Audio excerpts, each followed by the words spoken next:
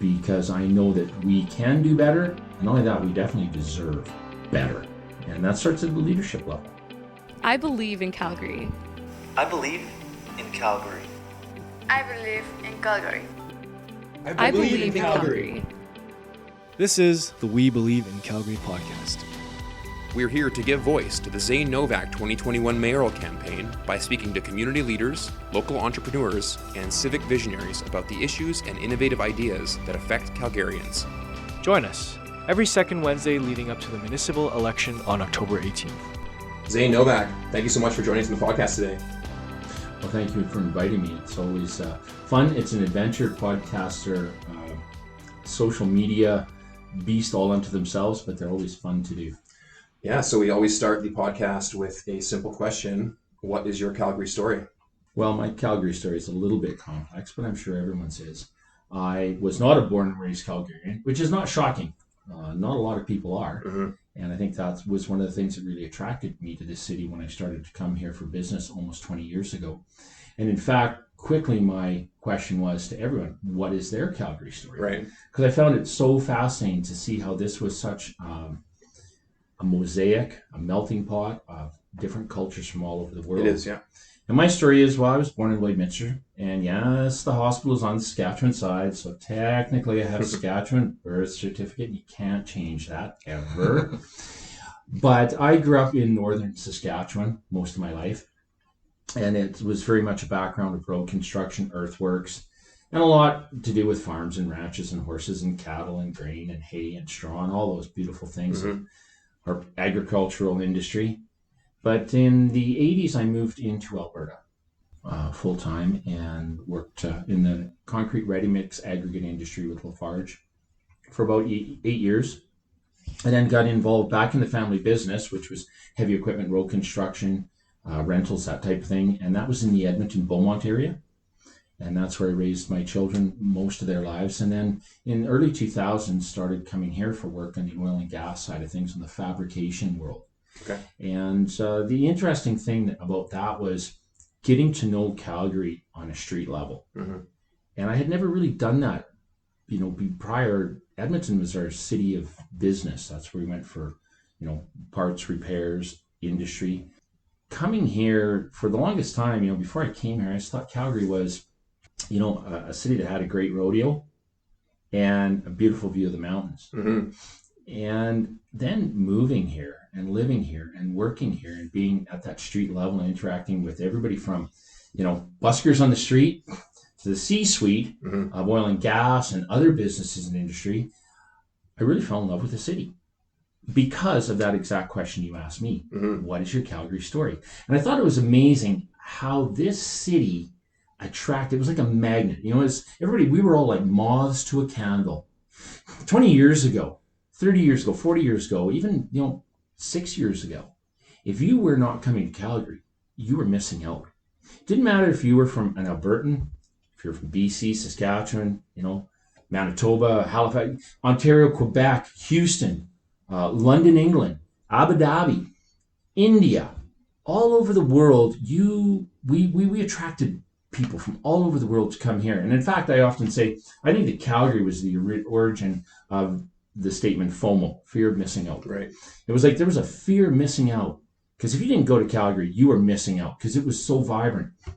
And I believe, that attracted all the people here for the same reason it attracted me. This was a city of opportunity. You could come here and, you didn't have to be an engineer Mm-hmm. in oil and gas or, in that kind of cliched designation of industry. Mm-hmm. But because of the wealth and prosperity and innovation of our oil and gas industry, it created an abundance of wealth, a lot of disposable income. So you could come here and you could be a framer, a drywaller, you could open up a beauty salon, you could open a restaurant, whatever it was. If you brought those ethics and that drive of business, entrepreneurial drive, you had a better possibility of prosperity and success here than in any other city that I've ever worked in, lived in, or associated with. And I always say, this to me, Calgary, it was like the wild, wild west, except with law and order. Right. You could come out here, you could stake your claim, and you could strike it rich. That sense of excitement and opportunity. Yeah.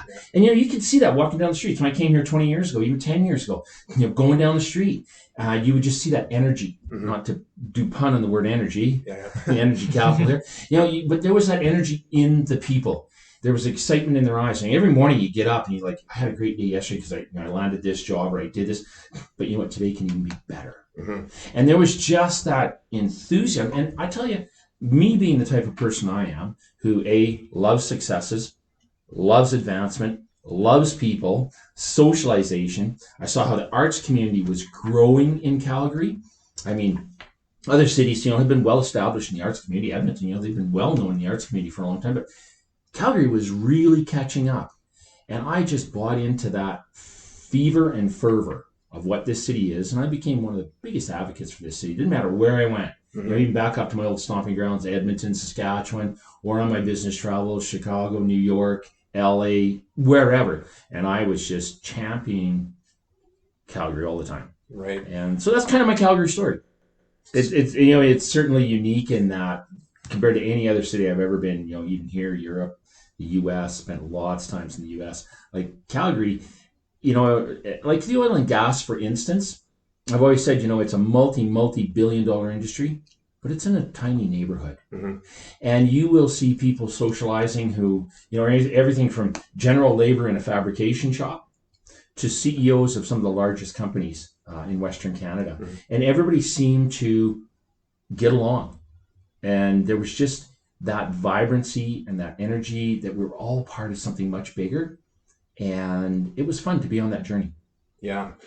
So we're going to talk about policy. We're going to talk about your vision for Calgary. But before we get into that, I guess I want to ask a bit more about your personal background. So what motivates you personally? Or in other words, I guess, what gets you up in the morning?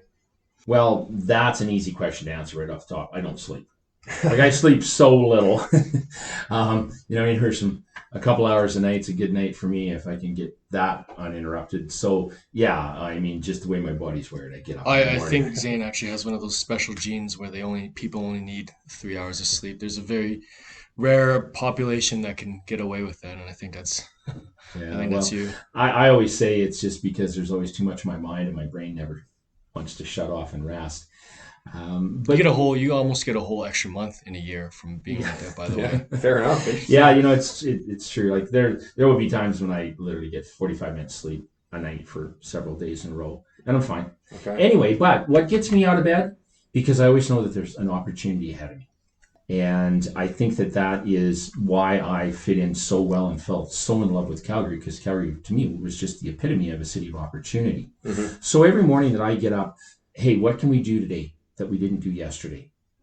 And what motivates me now on a political aspect is, due to a lot of circumstances out of our individual control as Calgarians, a lot of those opportunities have been snatched from our grasp, whether that's due to economy, whether that's due to politics, global agendas, that they have painted us into many, many corners that have made it very frustrating. And for all the reasons I fell in love with Calgary, and I see those taken from us, are the reasons that I've decided to step up and try to change the outcomes, because I know that we can do better. And not only that, we definitely deserve better. And that starts at the leadership level. Okay.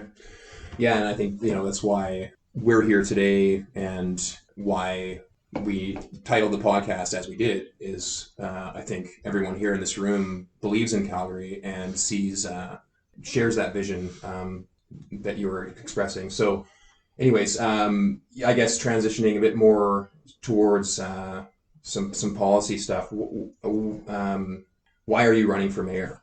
Well, specifically, the things that really drive me to do that are, I kind of touched on, but we don't see that opportunity. I made tons of friends, tons of friends from every demographic in this city.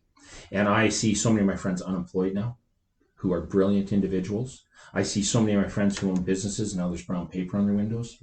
I see our suicide rates at the top end of the scale. I mean, I talk to my friends in the fire department and the situations they have to go into and deal with. I see all of these things which are 180 degrees opposite of the reasons I fell in love with this city. And I can't take it. I don't like it. Through my nonprofit endeavors, I've been involved in the nonprofit at-risk communities extensively in Calgary in the last 15, 18 years, from everything from boots on the ground, serving meals, to board positions, president of boards of nonprofits.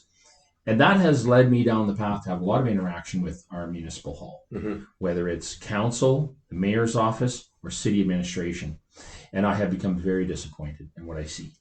It is shocking. We have such a divisive city council right now. We have a lack of respect of stakeholders in this city. When I say stakeholders, number one are us as taxpayers. Number two, our other major stakeholders are business. They are the provincial government per se, maybe even the federal government. They're all stakeholders in this city. And right now, what I have witnessed for the last several years is a real disconnect, a non-collaborative attitude in City Hall, whether that's between mayors and councillors, the mayor and the provincial government, the mayor and councillors, the provincial government. The list just goes on and on and on. And at the top of that list is, I think as Calgarians, we are showed so little respect. We are the ones that pay the bill here, and we don't have voice at the table. We're not listened to. We're not taken seriously, and that just actually disgusts me. And a lack of transparency probably as well. Yeah, that's a whole topic on itself, and I'm sure we could have a several-hour podcast about. But definitely transparency and responsibility and accountability, and that is some of the main motivating factors. One of the hardest conversations I've had was talking to my daughter Carmia about the fact that I was going to run for mayor. And my daughter and I are very close. She's a highly articulate, intelligent young woman. And I told her, Carmia, I'm going to run for mayor. And she says, Dad, why would you do that? With all the things that we've been through and you've been through in your life, why would you put yourself in a situation where there will be, it's a harsh, toxic environment we're in right now, especially in politics.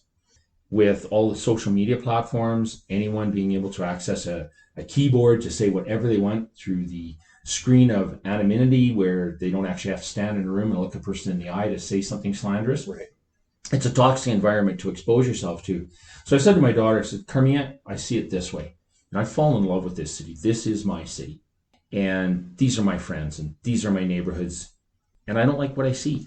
So it gives me 4 choices. 1, I can just shut up and say nothing. But if you know me for more than 5 minutes, that's probably not an option.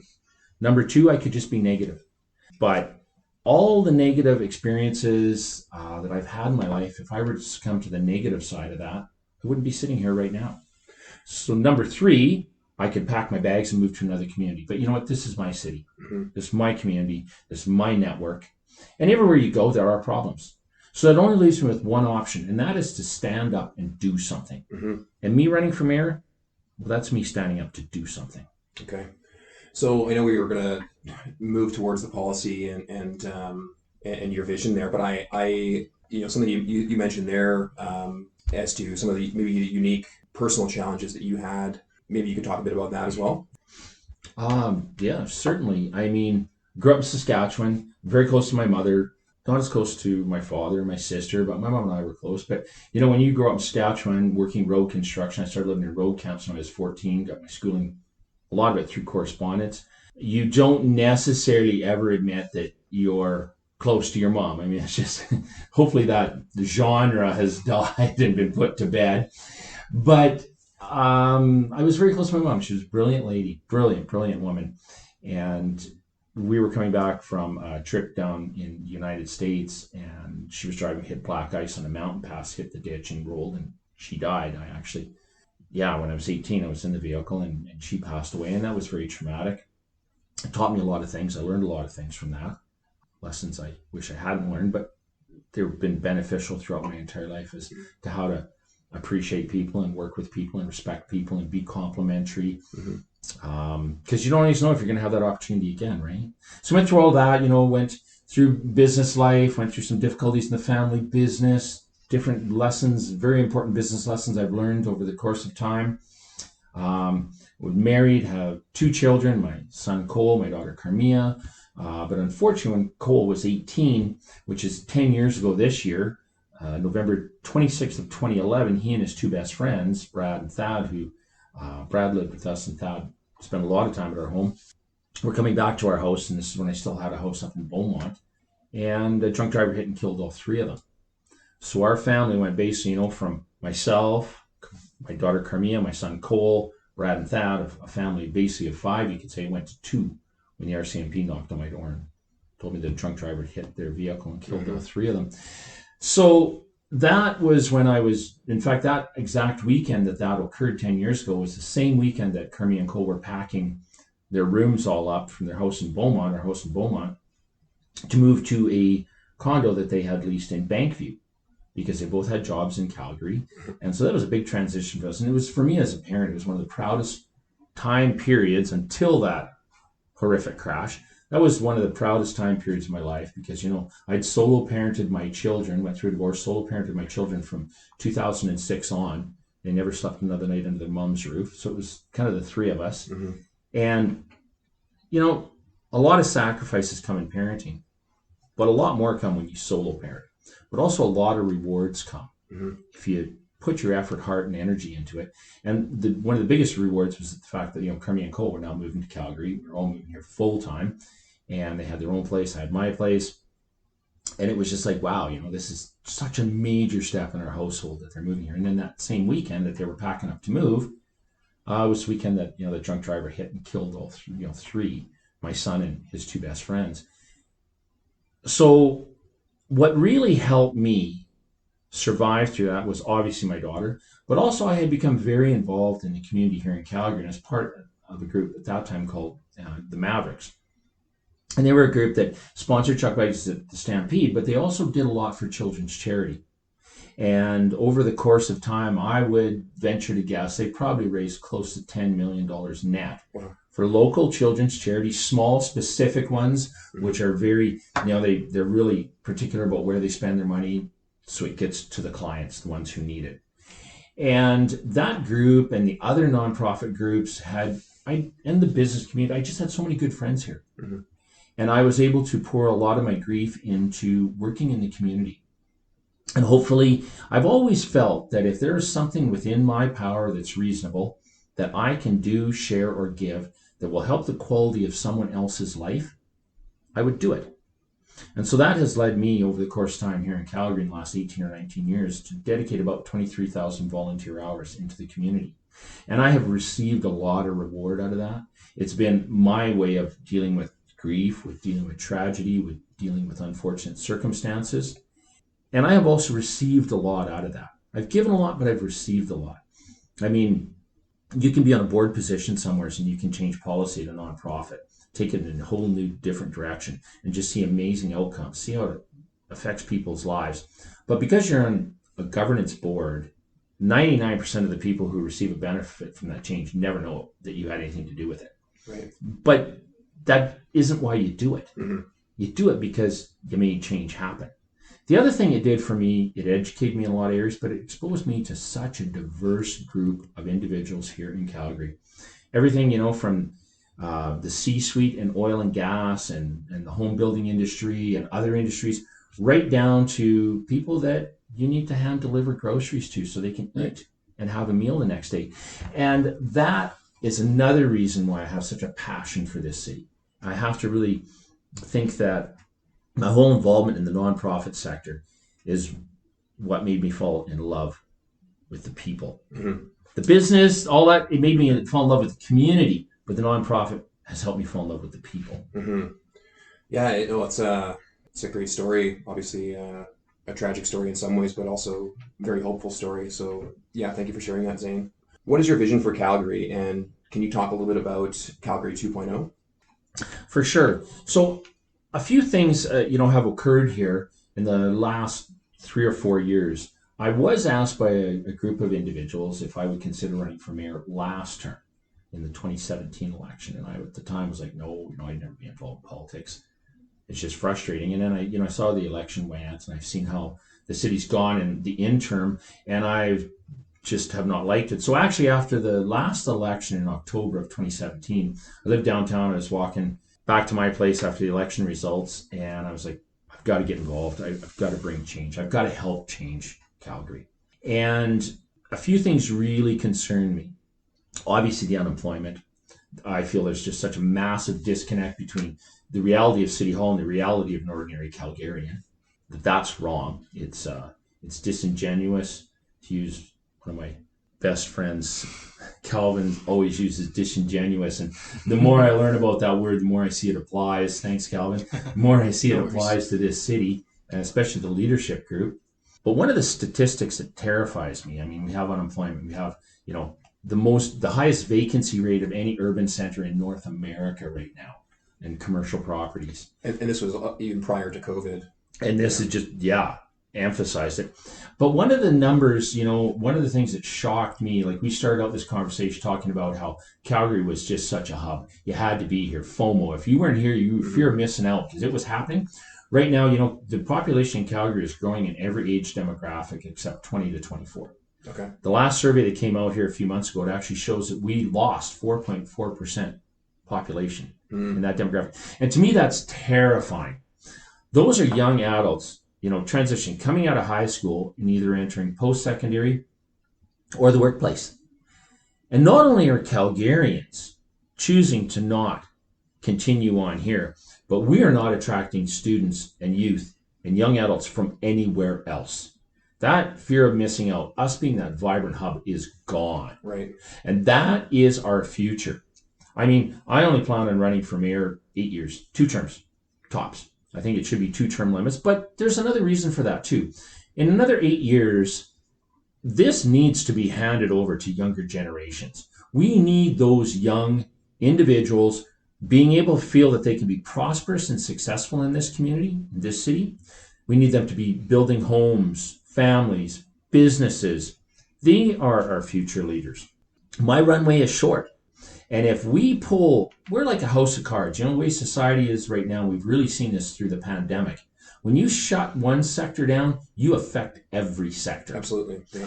And when we pull out that card in this house of cards, which is the age category of 20 to 24, this house of cards will collapse because we're not sustainable with our age demographics the way they are if we are not growing that. And to change that, we need to change Calgary. Mm-hmm. You and I talked earlier about, kind of the identity of Calgary.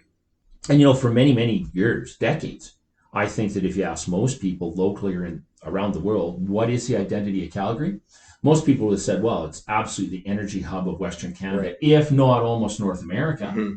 And we have the best summer festival and rodeo by way of Stampede in the world. Mm-hmm. We're usually ranked in the top 8 of festivals globally. So that's pretty epic for a city of, at that time, over 1 million, now we're 1.5 million.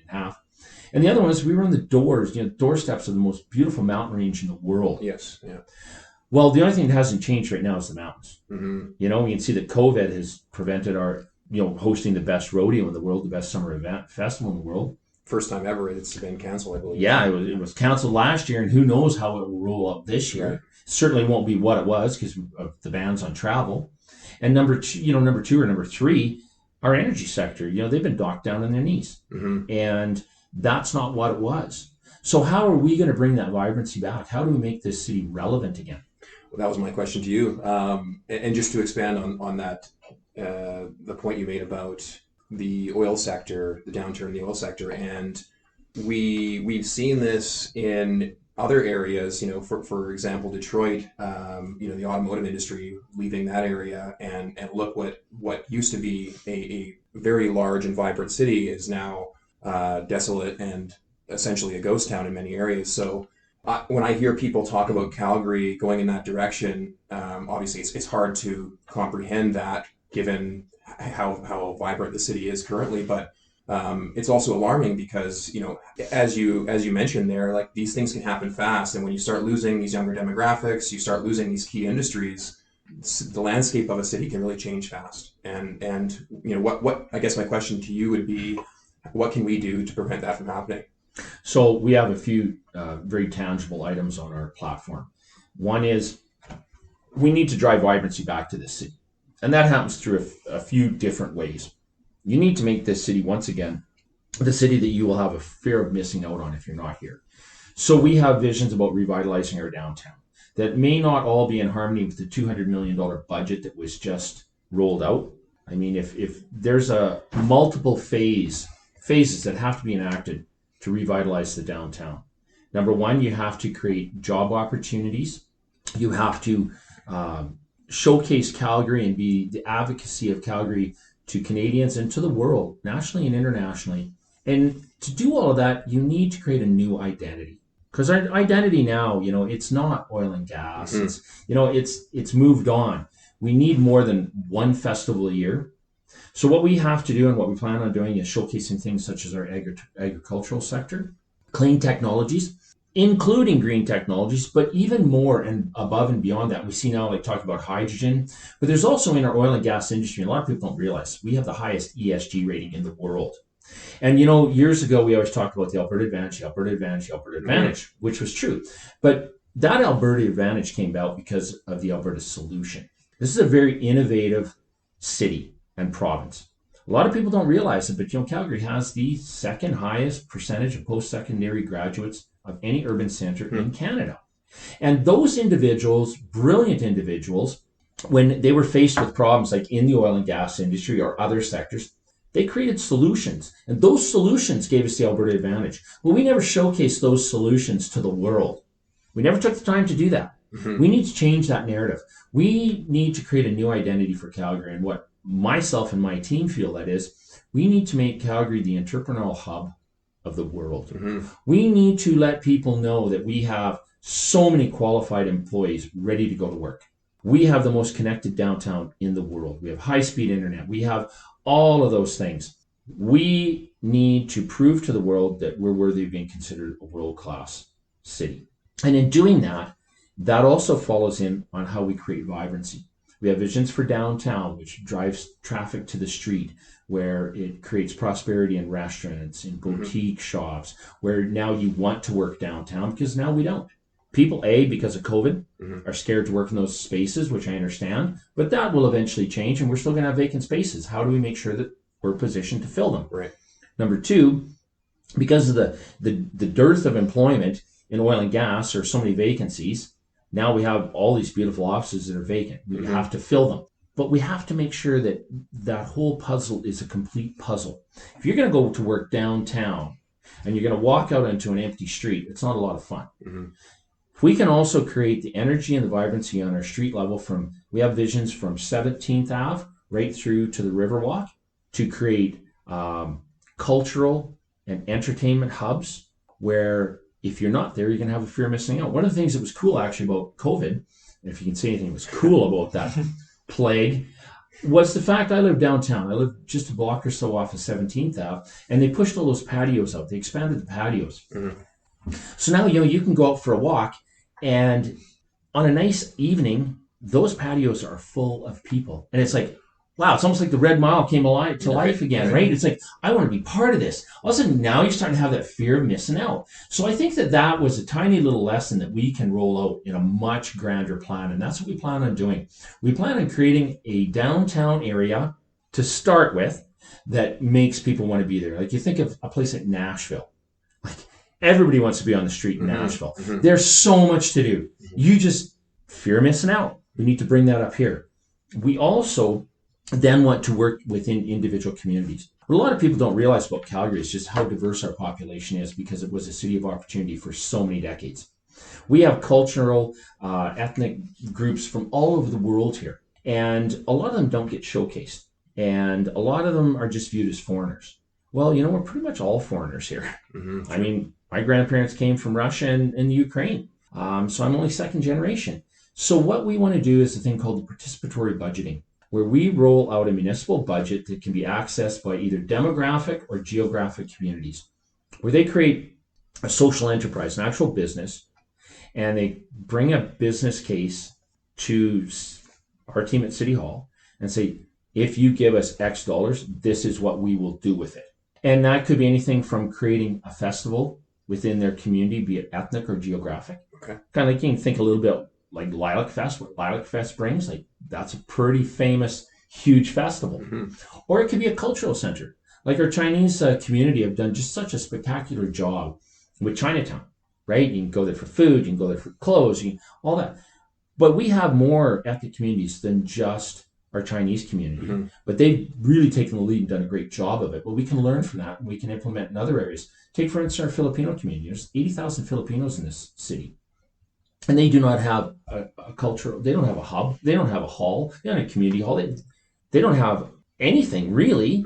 Imagine if we were able to work with them through a social enterprise where they create a hall, a community hall, a hub, but then it's also surrounded by businesses, so it becomes a social enterprise, so it becomes self-funded. They own it, they have ownership in it, so now they have respect for it, and they want to see it prosper and flourish. It's now an institution of respect. We see so often when things are just simply government funded that they're not really appreciated because there'll always be more money coming down the pipe. If there is that cultural buy-in, that social buy-in, that local buy-in, there's now pride in that, and it becomes a respected place. But we also want to do it where it could not lead to silos of social or cultural isolation. We don't want to create a hall or a hub or a community for one culture that then they just only go there and don't share with the rest of Calgary. That isn't helping with systemic racism. It's not helping with any of those cultural issues we have. That business case they present us has to also include in there a segment about how they share that with others. So that can be a program that everyone who is involved in that participatory budgeting now sets aside specific times of the month to showcase their culture, their community to others within that.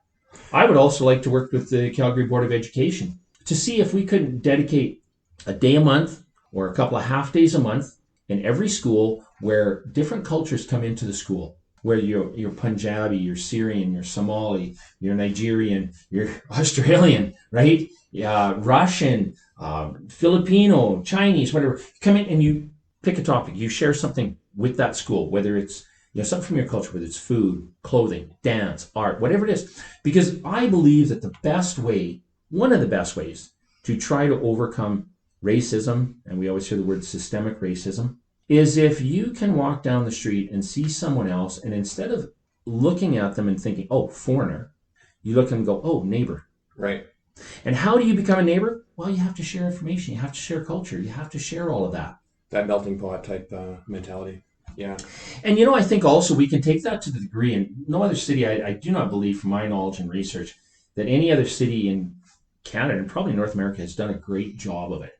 I think that we could really lead the way in showcasing all our different cultures here. So let's say you want to come to university here, you want to come to a holiday here.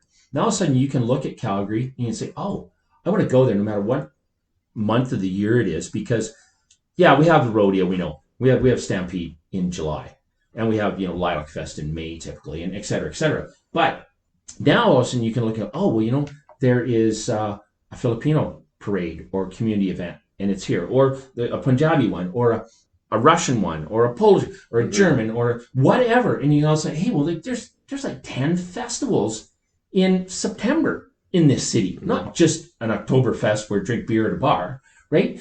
We could showcase it, and we can even roll that in, like we saw Chinook Blast this winter. Well, I think that we could do that in individual communities.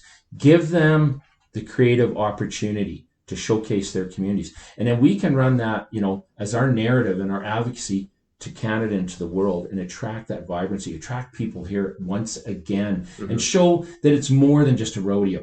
Nothing against Stampede, but we need to do more than that. We have built our entertainment sector up to the point where it can handle 1.3 million guests at Stampede. But that's 10 to 12 days of the year. What about the other 350 days of the year? We need to, like right now, our hotel industry occupancy is the lowest in any urban center in all of Canada, 6.8%. Like, how do you survive and run a hotel? That's our biggest tax base, pretty much. Hotels pay them. I know some hotels pay $120,000 a month just in city property tax. Wow. And they have an occupancy of 6.8%. That's not that isn't even close to sustainable. We need to be creative. The Alberta solution creates the Alberta advantage. So maybe we can expand on that a little bit. So how can we revitalize businesses in Calgary? So you mentioned hotels, hospitality, but obviously, even COVID aside, I think there's a lot of room for improvement there. So what would be your plan to to revitalize business? One of the main things we have to look at is regulation. We're one of the most over-regulated, over-service feed cities in Canada, if not almost North America. Take one look at the downtown core.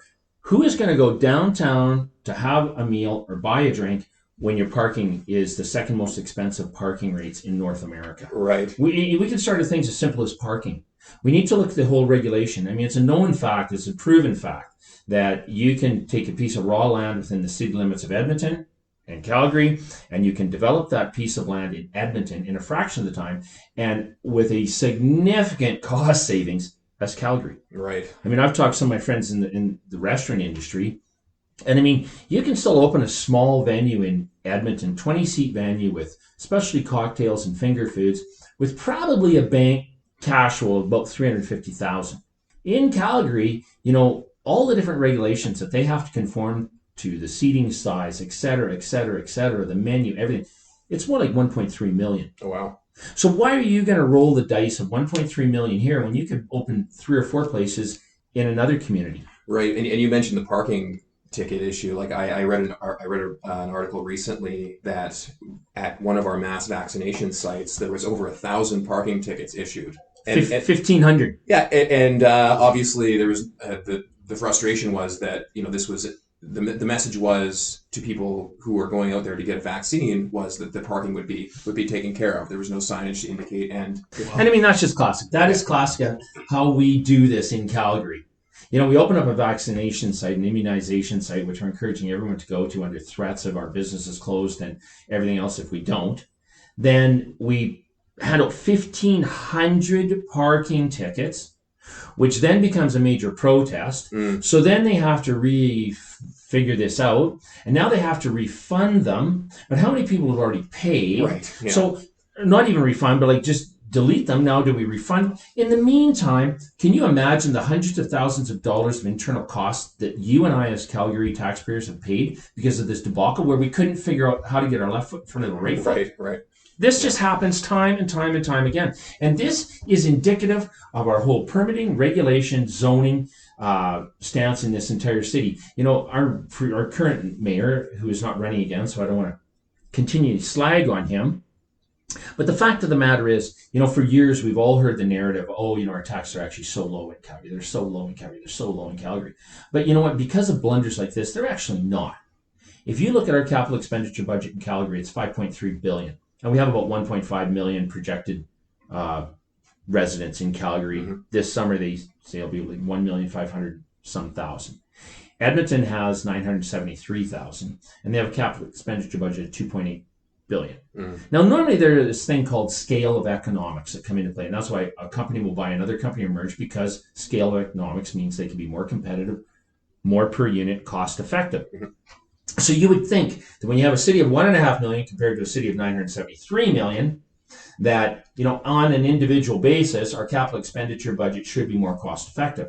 But if you do the simple math, you divide residents by budget, you'll see that Edmonton's about $2,844, something like that, per resident, whereas Calgary, with half again the population, is actually $3,400 and some per resident. It's 20% more, but we can't even get snow removal. Right. We can't get winter tires on our buses. Half our buses didn't run for days and days and days this winter. So we're trying to advertise this city to the world, that we're a world-class city, and we can't even get our citizens to their job, their university, their restaurants, their grocery stores, their amenities, their hospital. Mm-hmm.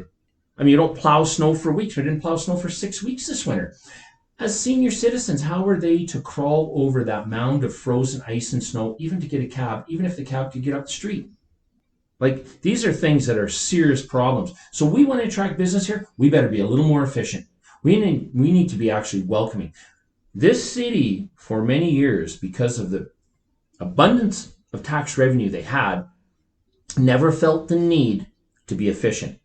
They never felt the need to engage with Calgarians to see what Calgarians' actual needs were. Mm-hmm. We have to change that rhetoric because everybody's bypassing Calgary. It's why that group, the telltale sign, the canary in the coal mine, as they say, that group of age 20 to 24 are leaving. That, if that isn't the canary in the coal mine that's dying, then what is? Mm-hmm. And that is because it's no longer viewed as an opportunity. So we need to make sure that people see this as an opportunity. And to do that, we need to deregulate. We need to become business friendly. We need to remove obstacles, remove roadblocks, and become efficient and welcoming. And then we have to advocate for that. And hold those policymakers accountable for, some of these shortcomings. So you're involved, you mentioned earlier, you're involved with some different communities and demographics. Can you talk about, and you already alluded to this a little bit previously, but can you talk about maybe some of the ways you plan to represent these communities? I think that what we need to do first off is make sure that they have opportunities for success. And in doing that, there are things that we just automatically have to make sure that they have available to them, whether that is courses of English as a second language, whether that is helping them understand the complexities of navigating a new city and a new culture to find job opportunities, to understand how schooling works, how to engage in schooling, what scholarships may be available to them, all the things, number one, I always say this, I do not believe it is the government's job to create jobs. And I say that because the government never does it efficiently.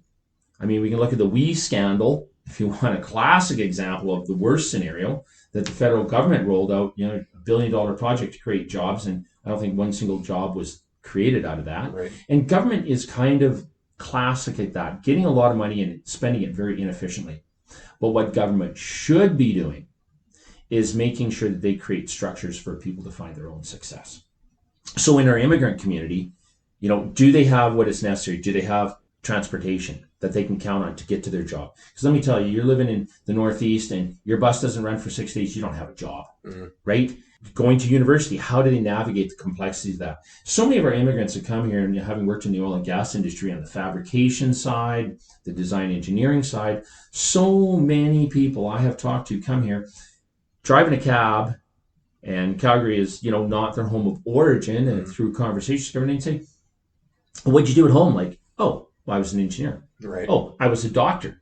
Well, there is, and I know it's not a municipal mandate, it's more of a provincial federal, but there is no recognition of recertification of credentials from another country here.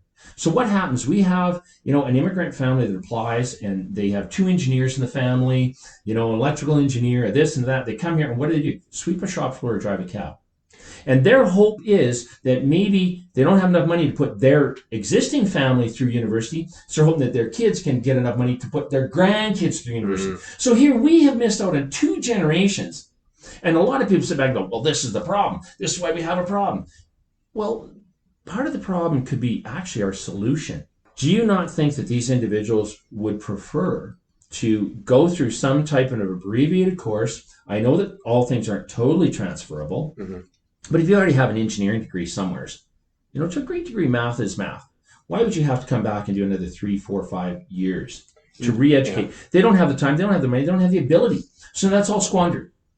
If we could somehow find that and maybe put that into a 12-month subsidized program, now all of a sudden they are making exponentially more money. Their kids are now going to university, and we are now their home city. Because this is now, they came here for opportunity, and we haven't recognized their certifications. We haven't taken advantage of what they can bring to this community. Well, that all translates into wealth. That all translates into success, prosperity, and happiness for the entire city, not just that family. Yeah, absolutely. And we want to incentivize people to come here. And it's, and that's my impression as well, that lack of recertification procedure really disincentivizes people. So certainly does. And then everybody else, the armchair critics, can sit back and say, well, look, they're here and they're just living off social services. Well, sometimes they don't have an option because we've taken all those options away. Once again, this comes back to having Calgary as a city of bridges and opportunities rather than roadblocks and obstacles. We talk a little bit about the current mayor and maybe some of the shortcomings in policy there. Maybe we can talk a little bit about some of what you would view as some of the positive things that may have been done in this previous administration. Well, I think that, it's pretty interesting when Naheed Nenshi was first elected.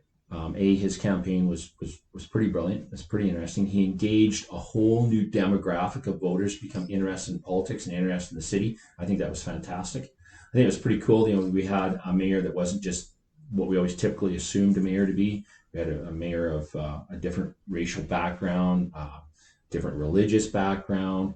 I think it positioned us well on the global stage to be recognized as the leading city that we are in many ways. And I think there were a lot of creative things that, Mayor Nenshi did initially that brought a positive attention to Calgary.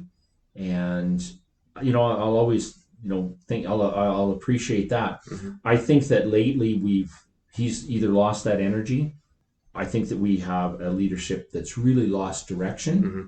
And now what I see, sadly, isn't what I used to see. Now I see when there are problems, rather than us having a leadership group in City Hall that says, okay, well, this is an obstacle. Here's how we're going to lead through it. I see now more a leadership group goes, well, here's an obstacle, and it's because of the provincial government's fault. It's because of the oil and gas industry. It's because of the pandemic. It's because of the federal government. It's always seems lately to, instead of leading, it's pointing fingers or passing the responsibility of our problems onto someone else. Mm. And that is not true of what we are as Calgarians or Albertans. We are the type of people who are industrious, resourceful, and no matter what the obstacle is, we typically, heads down, we figure our way through it. We fight through it.